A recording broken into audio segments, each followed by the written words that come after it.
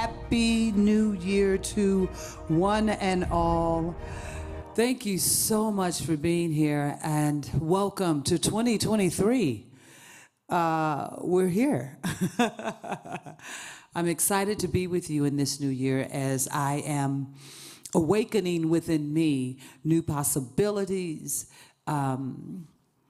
grounding myself in new conscious awareness and stepping into that bigger picture that has been calling forth for me, from me to me. So I invite you in this evening to sit with me, to feast and feed and question and also awaken to what is unfolding for you. So we are in 2023. And a blessing that we shall send out, that I will send out for 2023. Let us take this moment to just go within.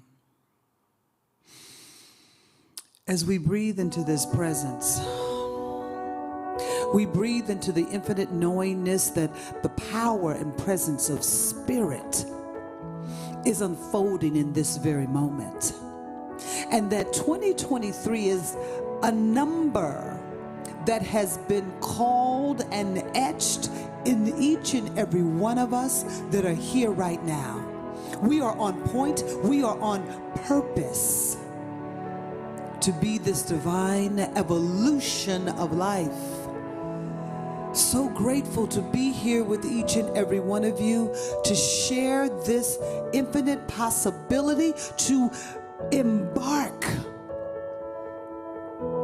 not on the same trail that you took in 2022 or in 1980 or in 1940 or 1950 or 60, but to what you are deciding to take today.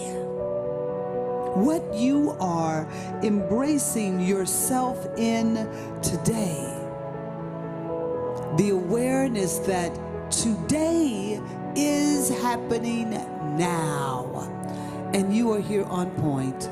So as we take this breath, we breathe into the all magnificence that all that there is this divine light that is leading and guiding us to a higher expression of who we are. So in this divine knowingness, we give thanks and praise. We breathe the thanks and praise. And we accept the call. I accept the call. You accept the call. We accept the call. So I am answering right now. I'm answering that which is in my spirit and in my heart and in my soul. I'm answering. And I will do the best that I can each and every day to take a step closer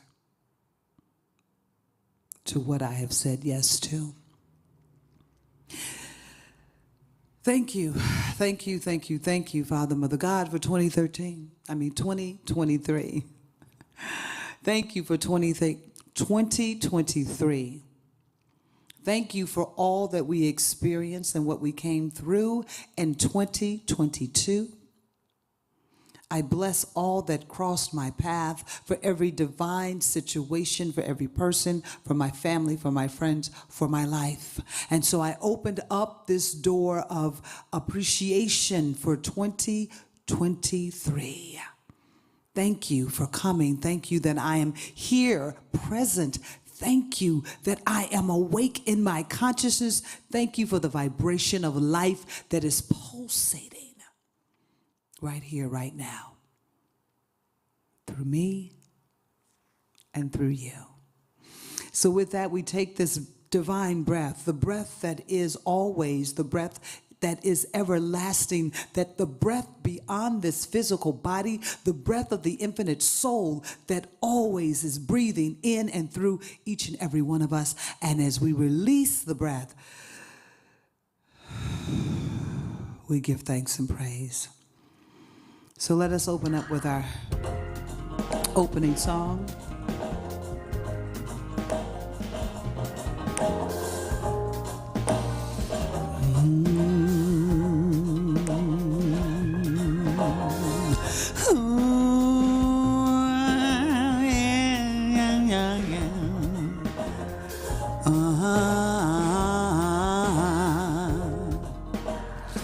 You better listen, my sister and brother, 'cause if you do, you will hear the voices that are calling across the years. And they're calling across the ocean, and they're calling across the land, and they will until we all understand. None of us are free. None of us are free. None of us are free. One of us in chains. None of us are free. There are people in the dark 'cause they can't see the light. If you don't say it's wrong, that says it's right. We got to give to one another. Show our brothers and sisters we care. Got to get the message out loud and clear that none of us are free. None of us are free. None of us are free. One of us in chains. None of us are free.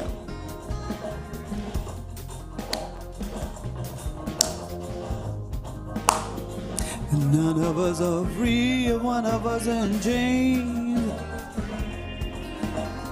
Oh, you and I got to find a way to get along.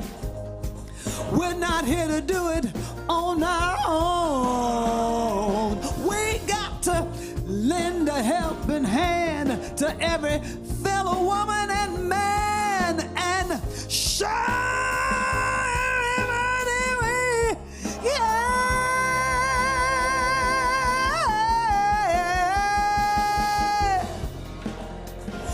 none of us are free. None of us are free. One of us in chains. Not a one. None of us are free. None of us are free. None of us are free. One of us in chains. None of us are free. None of us are free. None of us are free. None of us are free. One of us in chains. We are never separate. We are in this thing together. None of us, none of us, none of us. Ooh, ooh, ooh.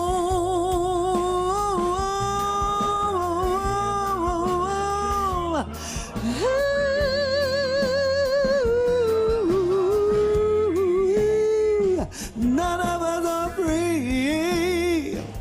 None of us are free. One of us in chains. We can't be free if someone is in chains. We can't be free if someone is held down. We can't be free if there is a minority. We can't be free if none of us are free. So free if one of us is in chains. There is no freedom if we cannot accept humanity. Human race is what we all are here to be. None of us, none of us, none of us are free. None of us are free. as long as one of us is in chains. If there's hatred, despair, judgment, none of us are free. None of us are free if one of us in chains. Let's get free. Ooh.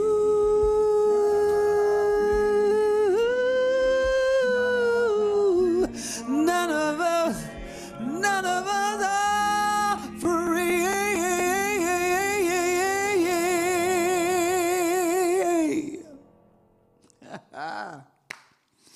Absolutely. None of us are free. So tonight, as we bring in this new year, the divine topic that came through, a world that works for all of us.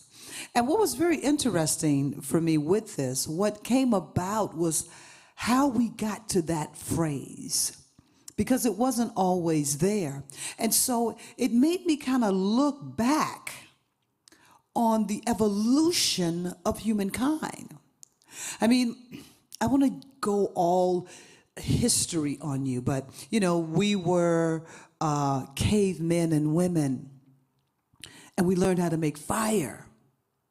And for some, making fire initially scared them, and they was like, no. And also in that time and era, you know, there were the beasts that were bigger, and so there was survival, the fear of surviving. But we graduated from that. Human consciousness moved from that. We learned about fire. We learned to create houses and protection. And so you move into all of the Rome and Egypt, where all of these massive kingdoms were, you know, the pyramids were built. But along with that came separation of mankind. Separation of greater and lesser, separation of the have and have nots. It's not what they called it, but still the same thing. And involved in that was the spiritual, religious, more spirituality was taking place at that time. And so there was the judgment of controlling. So we moved from an archaic, before BC, before Jesus Christ, before Christ, where we were fighting and struggling and learning how to eat, how to take care of ourselves. Consciousness was constantly growing and expanding. And so then we moved into these civilizations where we had communities, and we had communities, we had games, we had markets, we had the beginning of where we were moving on to. At that time, we were bartering to exchange. There wasn't this physical money exchange, but that started to build. Those that had a lot had more power. Those did not, didn't necessarily have the say-so. I saw this beautiful series on the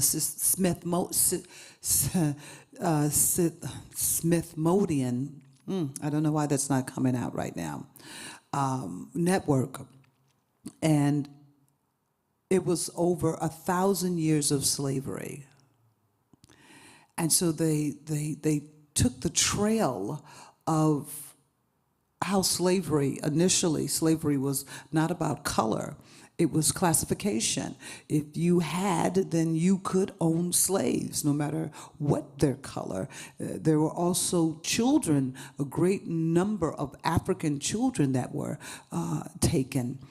And so then slavery, like all other things, evolved. And then there's the Holocaust, there's World War I and World War II, that this consciousness that someone or something or a culture or someone that looked different than you or spoke different than you could take something from you. So you had to control it. You had to minimalize it. You had to degrade it. You had to be the majority.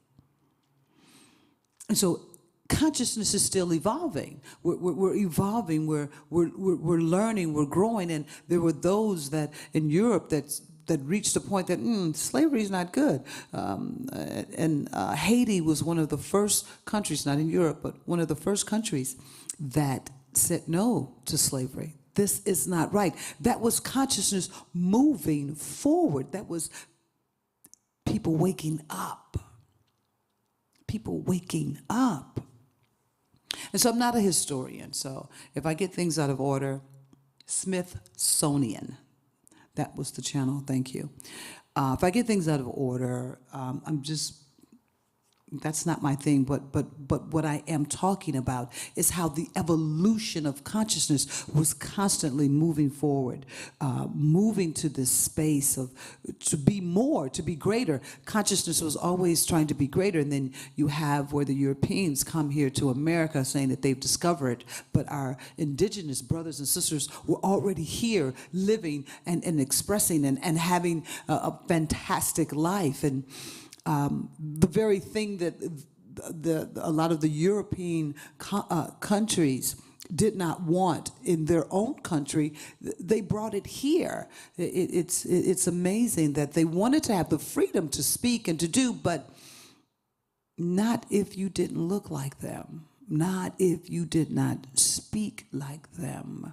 And I say like them because we're talking about how consciousness is constantly evolving. And so you had people that were already here, that were living life, that our indigenous brothers and sisters that were living on the land, that were growing crops, that had tribes and families. And then you have this European expression that comes in, and once again, it's to divide and conquer. I must be in control. You must be like me.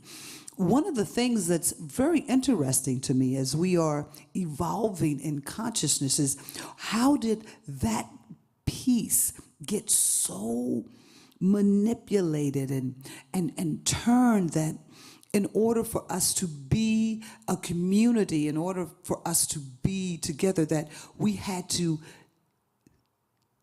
assimilate one another. You had to be like me. And I think at the core of that was fear. Was fear. Countries that embrace the difference, that also understood that there is knowledge and new consciousness from someone that I do not know, that did not fear the essence of spirit, that welcomed that. But there was this massive fear that by now has really been embedded in consciousness. And so as consciousness is evolving, this story tale of fear, this conversation, this thing that was considered reality is happening. It's happening constantly. And so, you find that the slavery then takes on a whole new beingness. They bring race into it. I think it was in the late 15th century that actually it was a Portugal writer that created race, that started to separate the humanity. And with that, Africans were on the bottom part, were considered not human. They did not look, did not speak. The rituals and a movement was very different from what was known by Europeans and in Spain. And so we have this constant thing. One of the things this came forth was like there was a constant evolution of consciousness that was evolving. You think about the forefathers and the things that they came together to create in America, in great part was really amazing, fantastic. But there's also this other part of fear that we cannot let anyone else take control of us, take control of this world. And so, met with anger and ruling power to drive the indigenous Indians either to become slaves or drive them out of their homeland. And then you bring all of these other cultures and people. It's amazing how America loves to call people immigrants. When you look at America, America was built on immigrants. It was built on people from other cultures that came here, which is what makes it so fantastic. And so we have this America that is like, we're America, and we're contained in our world. We're solidified in America. But yet again, consciousness, the evolution of life, is constantly saying, no, America is not a solo part on its own. We are a part of the global expression of what's happening. So things in Germany, the Holocaust, the things that are happening around the globe, the inhumanity of things that are happening that you can't just turn away. In Pakistan and Islamic countries, things that are happening, that there are people at that time that are saying, wait a minute, we're all connected, but the majority of the voice is, no, that's separate from us. And I don't want to say it's separate from America. It's although that's what was being said, it's separate from America, but we were trying to separate humanity.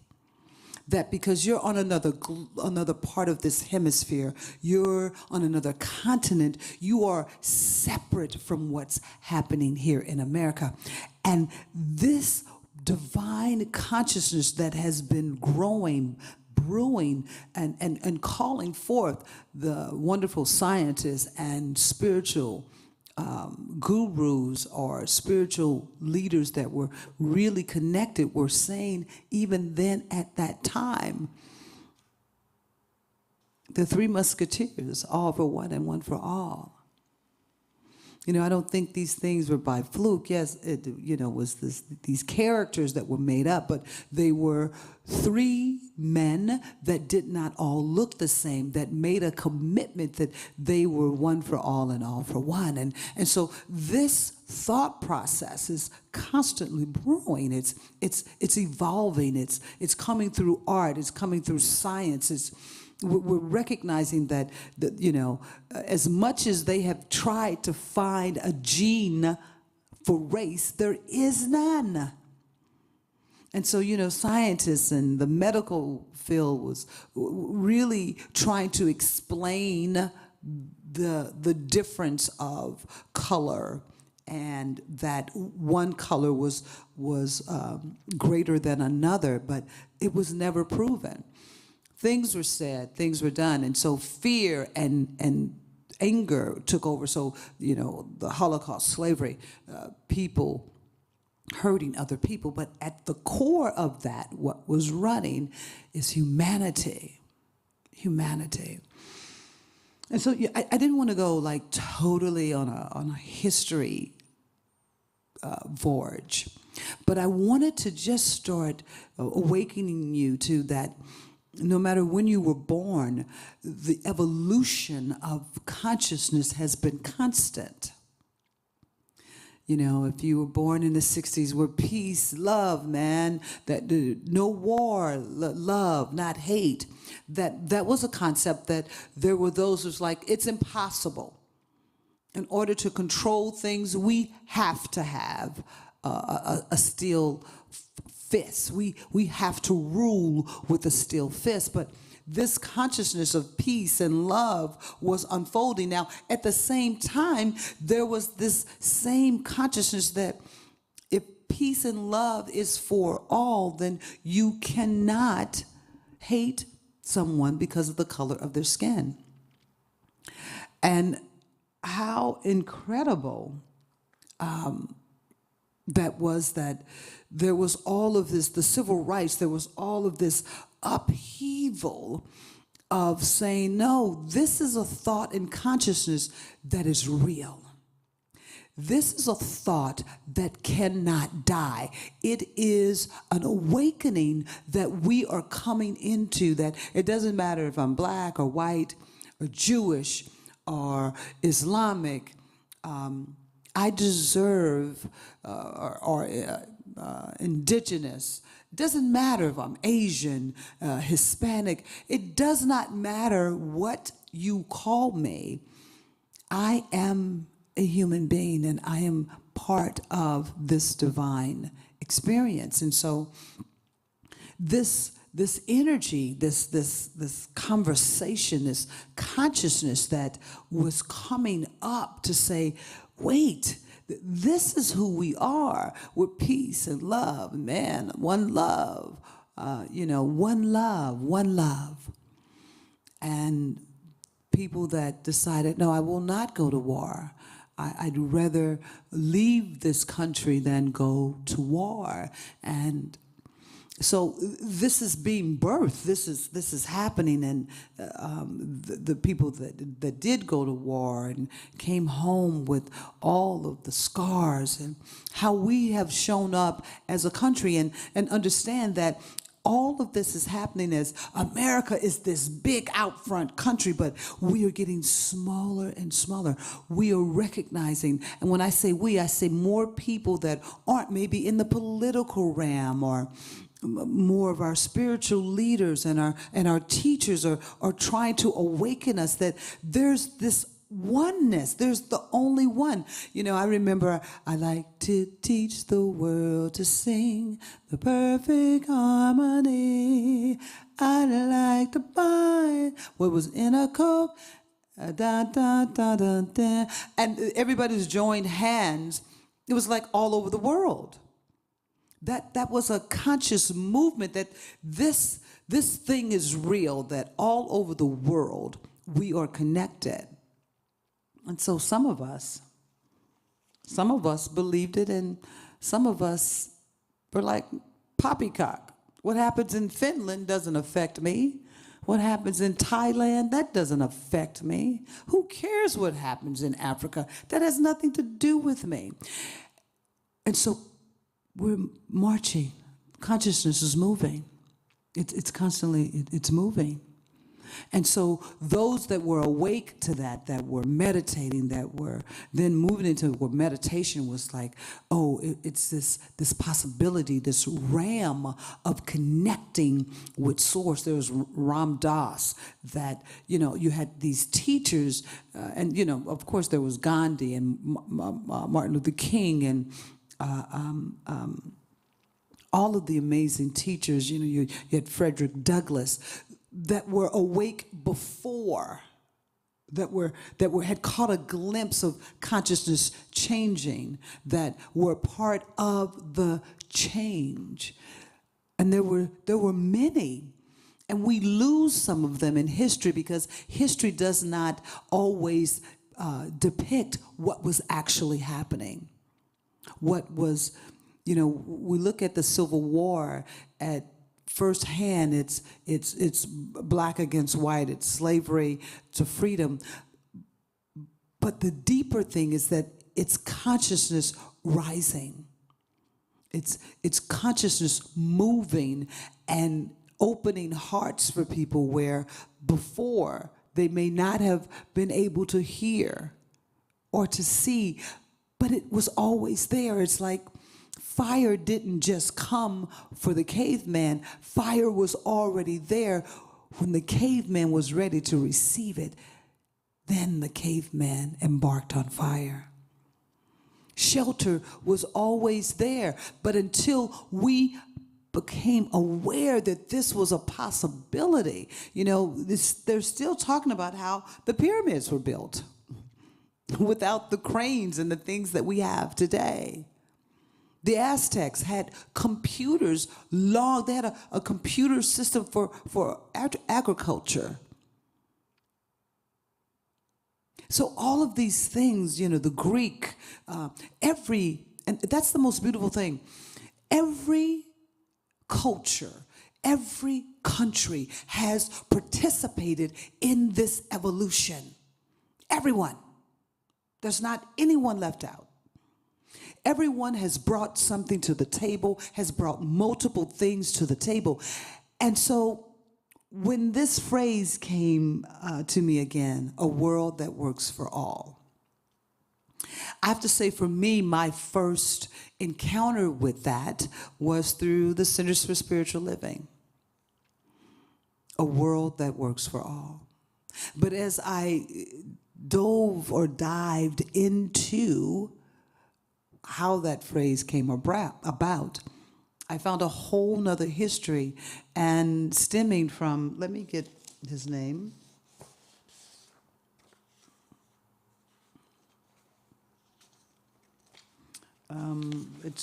It's kind of Werner Erhard was one of the teachers of Landmark. Werner Erhard. Which I actually took Landmark, and an incredible experience. I did not know or meet him at that point in time. But in the 80s, it says this: we can choose to be audacious enough to take responsibility for the entire human family. We can choose to make our love for the world what our lives are really about. Each of us has the opportunity, the privilege, to make a difference in creating a world that works for all of us. It will require courage, audacity, and heart. It is much more radical than a revolution. It is the beginning of a transformation in the quality of life on our planet. What we create together is a relationship in which our work can show up as making a difference in people's lives. I welcome the unprecedented opportunity for us to work globally on that which concerns us all as human beings. Werner Erhard, 1980, a world that works for all. Now, he wasn't the only one, but he was one of the first ones that was captured in a lecture. It says in 1980, it was called The Journey. In 1980, in front of an audience of 28,000 in person and another 30,000 via video link, Werner Erhard spoke what was then a new possibility into existence. Consciousness moving forward. And I remember the first time I heard the phrase, a world that works for all. I thought, that's cool. That's cute. I was really like, that's cute. But I didn't believe it. And so you would hear people having conversations about that phrase. How is that even possible? I mean, that sounds nice. That sounds nice. That, you know, if that were even remotely possible, that could be nice. This quote from R. Buckminster Fuller: "It is my lifelong resolve to accomplish tasks by reforming the mechanics of the physical environment rather than by trying to reform man. I'm confident that humanity is endowed with extraordinary capabilities." Buckminster Fuller argued the choice we need to make may be between utopia and oblivion, and this was stated in 1969. consciousness has always been evolving, and there are those of us that have been participating on that leading edge. You know, when you think of the Oprah and Deepak, how meditation was something that was talked about, and they didn't create meditation. They didn't discover meditation. Meditation had already been, but what they did do was bring meditation to the masses. And I think this is one of the things, the masses were ready. So they capitalized off of this groundwork, the groundwork that had been set before. All of this, these things, the Earnhardt, these are possibilities. These are speaking into existence what is possible. And of course, you know, the whole thing, I can't even now remember the last time I've heard someone say, oh, you have on rose-colored glasses. Because we find ourselves right now in the pinnacle of change. These divine teachers that have come before, these evolutionary thinkers, as we like to say, that put forth an idea that was so out of bounds. Gandhi put forth ideas that was like, so what? Martin Luther King put forth ideas that weren't conceivable. Oh, excuse me. At that time.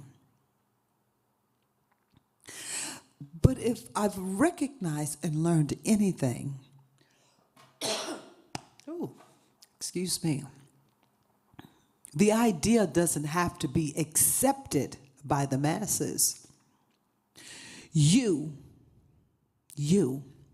need only to capture the idea. You need only to recognize that the idea, that you can hear it, speak it, start to embrace it. You know, Ernest Holmes, the Charles Fillmore, there were ideas that Thomas Troward, Emma Curtis Hopkins, those were ideas that were beyond what most people were able to conceive at that time. They believed in the idea, not in what your belief was about the idea. And so we find ourselves right now, oh, excuse me, that we are having this opportunity to embrace new ideas. New ideas. Life-changing, transformative ideas. A world that works for all. That's not something that we've ever, as human beings, totally participated in. People didn't want a Muslim living next door to them, or a black person, or a white person, or a gay person, or a person that had an open relationship. We've had all of these things, or women shouldn't work. Women should stay home and have kids, or a woman that doesn't want to have kids. The women that have the right to vote. And we'll even look at now having the right to our bodies. We are on the precipice of changing the world. You are a part of that. And it's not America, it's global. We see our sisters in the Islamic countries that have said enough. I have the right to me. I have the right to be who I am and to dress as I see. I have rights. I am a divine human being. My life is of value. Girls are not to be discarded. We are of value. We contribute to this world. You can't have one without us. I am not an object. So as we see all over our global expression, people, cultures, changes are taking place. And it's uncomfortable. It is sometimes volatile because the fear of change for some is more important than listening to how the change of life supports us all. This higher consciousness supports us all. A world that works for all. Put your thinking cap on with that. Not America that works for all. A world, a global expression that works for all human beings, for all humanity, for all mankind. Wow. Wow. 2023 is awakening us in every capacity to that. There was this amazing organization that I found called A Possible Planet. See, after this conversation was introduced, a world that works for all, it's been growing. That's the whole thing. It's been growing. It's been having breath to it. It's been breathing. And so a lot of times we look out in our world right now, we think, oh my God, it's so much chaos. When will there be peace? We are in the germination stages of creating this world that works for all. We don't know what it looks like. There are those that have expressed what it could be. This organization, A Possible Planet, I meant to put their webpage on here, but I will put it on our webpage on universalspiritcenter.org. I'll get it on there next week. And it's called possibleplanet.org.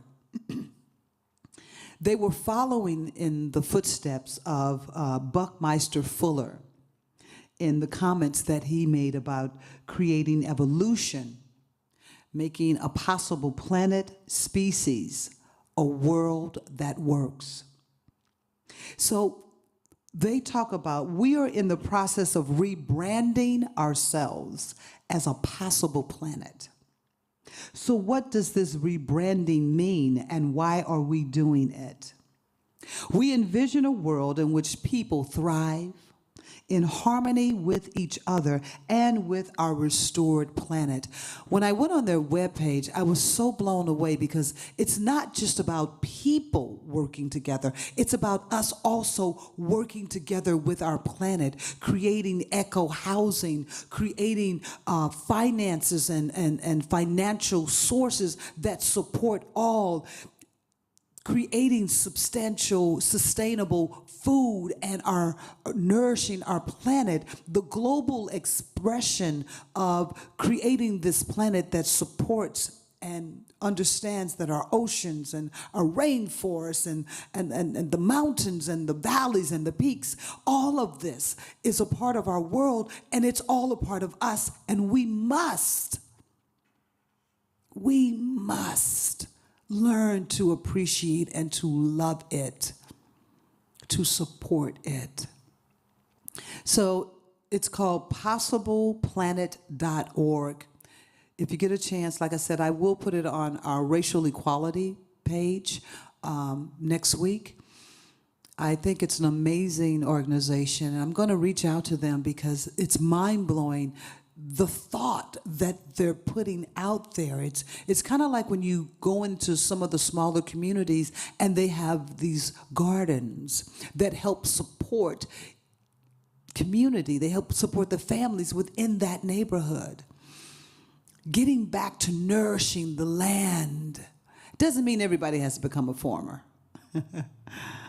But it does mean that everyone understands and appreciates what our land, what Mother Earth gives and provides, and to respect it. As we must come to learn and respect each other. I just thought, wow, Possible Planet emerged, I think, in 2017. But Buckminster Fuller was in the late 60s. And so, once again, consciousness evolving. Just a couple more things. I wanted to share Mary Morrissey. I thought this was really beautiful. Mary Morrissey and the possibility of an intelligent universe. The universe has been set up in an exquisitely specific way so that evolution could produce the people that are sitting here today, and we could use our intelligence. Wait a minute, let me see, wait a minute. We could use our intelligence to talk about the universe. We see a formidable power in the ability to use our minds and the tools we've created to gather evidence, to use our infernal abilities, developed theories, to test the theories, and to understand the universe at increasingly precise levels. That was also stated by Ray Kurzweil. I just think that's phenomenal. So as we get back to a world that works for all, this was another article that came out of it was called The Journey in 1980 that Warner Earnhardt lectured at. This was Mary Earle and Neil Rogan. And they argued in their article describing humanity is at a point of choice. This was in 1980. The rules of living successfully on the earth are shifting. No longer can we pretend that we are not deeply and profoundly connected to everyone and everything. There is only one humanity, and we are it. Millions of people are watching that we are emerging into a you and me world. Whatever each of us does makes a difference to all of us. How powerful is that? That this divine idea has been migrating. It has been being tilted in the soil. It's been nourished. It's been loved. That a world that works for all is now front and center. And you know what's so beautiful and powerful about it is that people are starting to believe we can have it. We can do it. And I know that we can. How amazing is that feeling to just fully immerse yourself in that you are here on point and your consciousness is needed for this evolutionary change that's going to take place. So I have a couple of questions for you. And I got this from Reverend Keith Namaste. What do I want to be as I grow forward? In 2023, what do I want to be as I grow, not go, as I grow forward? What values do I want to be at my core? What values do I want to have at my core? What gift do I have to give to life? What gift do I have to give to life? Each and every one of you, you have a gift. You have a purpose. You have a divine essence. What is that you choose to give? What can I release to live a more fuller life, a more enjoyable life, a life more engaging? What can I let go of that can allow me to expand myself every day into a greater expression of who I am? Where is forgiveness needed? I remember the first time I started working with forgiveness and they talked about forgiveness every day. I was like, oh my goodness, I don't have nothing to forgive every day.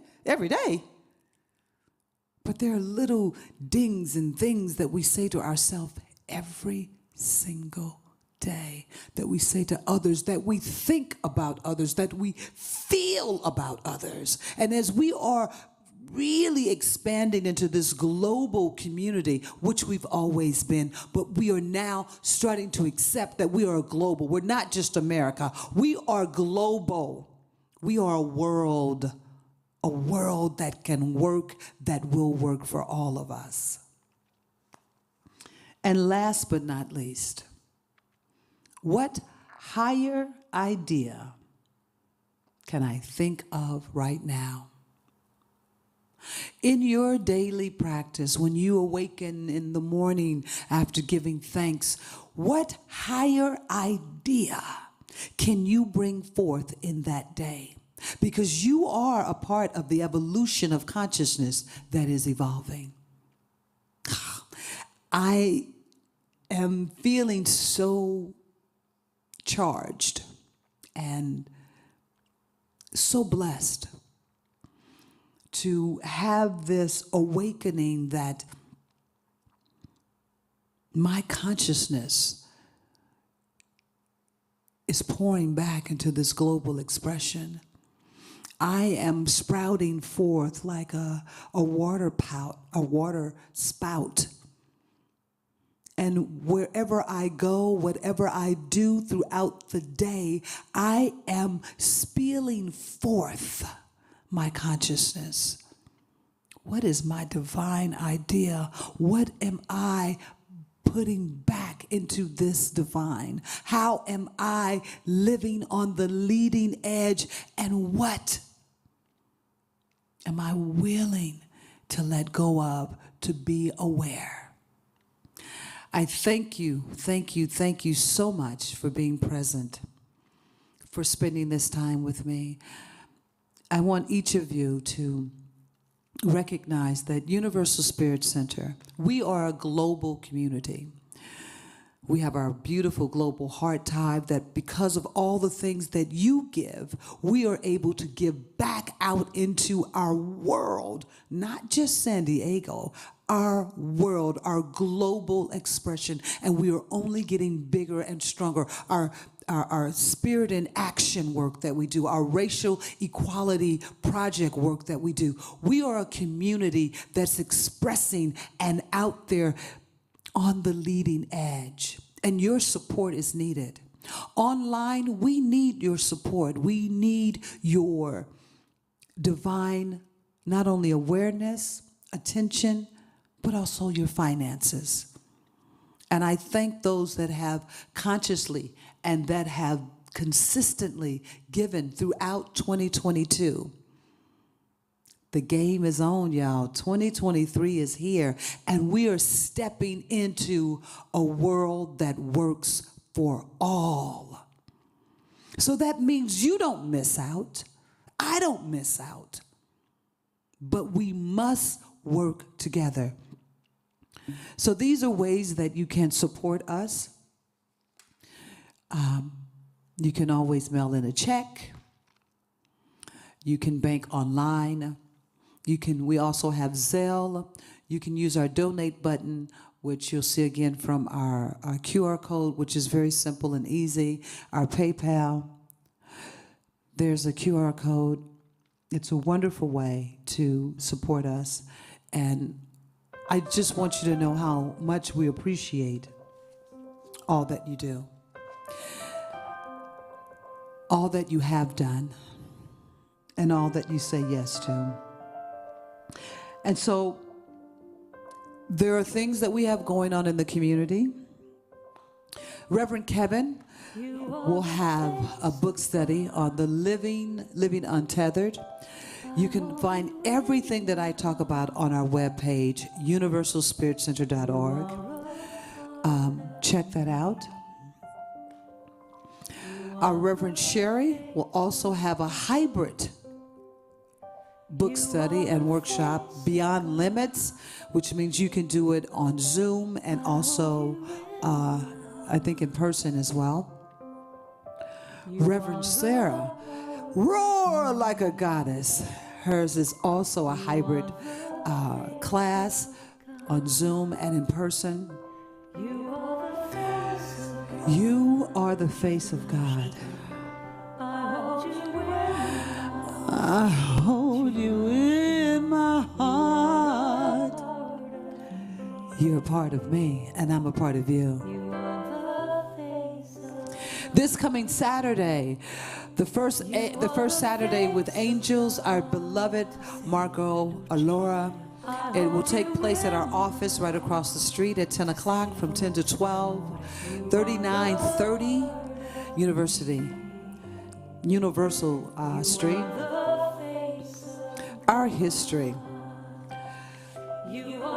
The problem of bias in U.S. history textbooks and curriculum.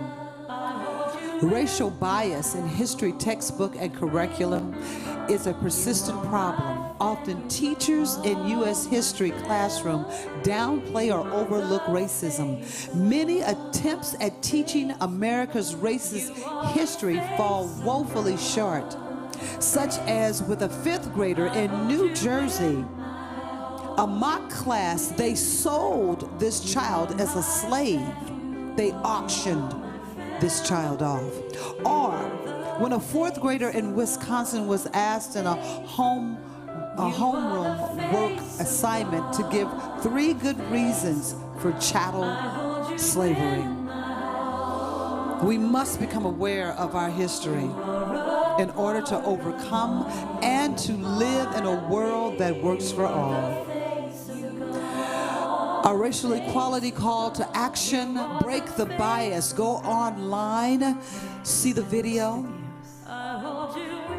And also our resource of understanding bias. Start to see your bias. Our wonderful grief support circle with our beloved Borg Hill begins January the 7th, this Saturday, and then 5 consecutive Saturdays after that from 2 to 3:30. So now, you are the face of God.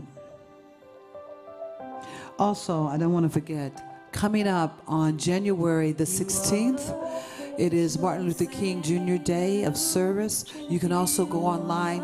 There will be a group of us with our t-shirts on from Universal Spirit Center. We will go to Balboa Park and join in and help clean. But we'll come together as a community because we are a global community. We are a divine essence of oneness. And we will come together to clean and to share in the magnificence of a consciousness called Martin Luther King. You are the face of God.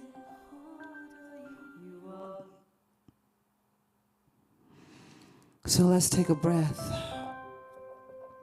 I thank you for being here with me tonight.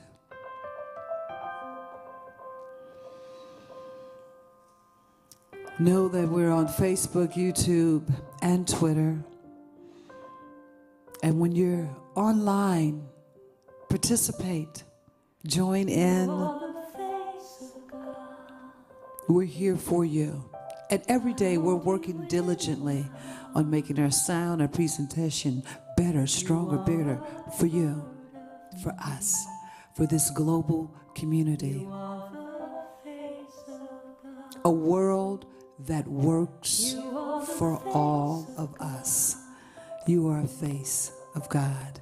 I love you.